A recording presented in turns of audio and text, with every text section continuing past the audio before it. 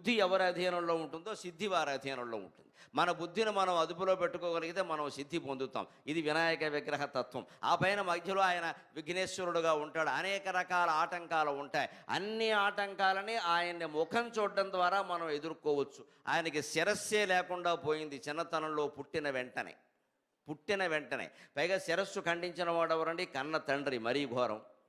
కొన్ని బయట వారు ఎవరైనా ఉగ్రవాదులు ఏమైనా చేస్తే అయ్యో అని సంతాపం పాటించి ఏదో బాష్పగుచ్చం ఇచ్చి అక్కడ ఏర్పాటు చేస్తాం. లేదు, ఆయన శిరస్సు తీసేసిన వాడు స్వయంగా కన్న తండ్రి. ఎవరైనా ఏ తండ్రి అయినా చేస్తాడా ఈ పని? అందున శివుడు ఎందుకు చేశాడు? కథలో ఉండే తత్వం తెలుసుకోకపోతే పిచ్చి కథల కింద మిగిలిపోతాయి ఇవన్నీ. ముందు పుట్టుకతోటే ఆయన శిరస్సు ఎగిరిపోయే ప్రమాదం వచ్చినా ఆ విఘ్నాన్ని ఆయన ఎదుర్కొని గజ శిరస్సును ఏర్పాటు చేసుకోగలిగాడు. ఇంత స్థూలకాయం ఉండి ఎలక వాహనంగా ఉంటుంది ఆయనకి. అసలే స్థూలకాయం, నడవడం కష్టం.